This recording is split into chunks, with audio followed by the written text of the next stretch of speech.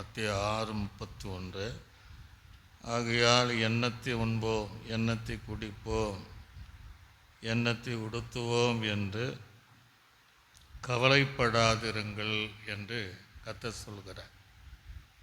இன்னைக்கு உலகத்தில் இருக்கிற பெரும்பாலானவர்கள் இந்த 3 காரியத்துக்காக கவலைப்படுவாங்க. எதை குடிப்போம், எதை உண்போம், எதை உடுத்துவோம் என்கிற இந்த 3 காரியங்களுக்காக கவலைப்படுகிற கூட்டம் நிறைய இருக்கிறாங்க. கவலைப்படுவதனால சரீரத்தின் ஒரு முடத்தை கூட்ட முடியாது. கவலை ஒரு மனிதனுடைய இருதயத்தை ஒடுக்கும் என்று வேதம் சொல்லுகிறது. அதே சமயத்தில் கர்த்தர் சொல்கிறார், அதை ஆகாயத்து பறவைகளை கவனித்து பாருங்கள், அது அறுப்பதும் இல்லை, சேர்ப்பதும் இல்லை.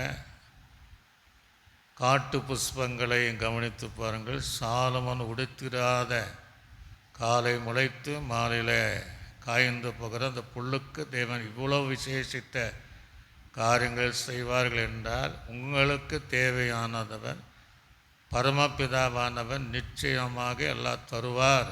ஆனால் நீங்கள் ஒரு காரியம் செய்யுங்க என்று, நீங்கள் முதலாவது பரலோக ராஜ்யத்தின் நீதியும் தேடுங்கள், அப்பொழுது இவைகள் கூட கொடுக்கப்படும் என்று கர்த்தருடைய வேதம் சொல்லுகிறது. தேடி வந்த மனிதனுடைய தேவைகளை அறிந்த தேவன் தினம் அற்புதம் செய்கிறார். ஆகவே நீங்கள் கர்த்தரை தேடும்போது, அவருக்கு நீங்கள் முதலிடம் கொடுக்கும்போது, உங்கள் வாழ்க்கையில் இந்த 3 ஆசீர்வாதங்களையும் குறைவில்லாமல் தந்து உங்களை நடத்துகிற தேவன் இருக்கிறார். தீர்மானம் பண்ணுங்க, முதல்ல கர்த்தருக்கு இடம் கொடு. முதலாவது பரலோக ராஜ்யத்தையும் நீதியும் தேடும்போது தேவன் இவைகளெல்லாம் கூட உங்களுக்கு தருவார்.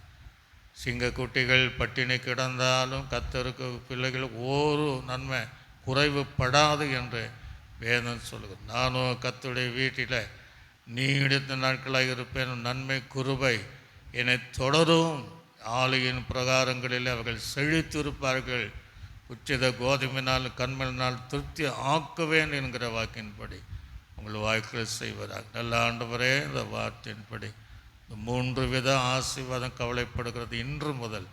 அதில் குறையில்லாமல் உணவு, அது குடிக்கிற தண்ணி, தேவையான தாகத்துக்கு தண்ணி தேவையானது, வஸ்திரங்கள் குறைவில்லாமல் கொடுத்து நடத்துகிறார். இயேசுவின் நாமத்தில் நல்ல பிதாவே, ஆமென்.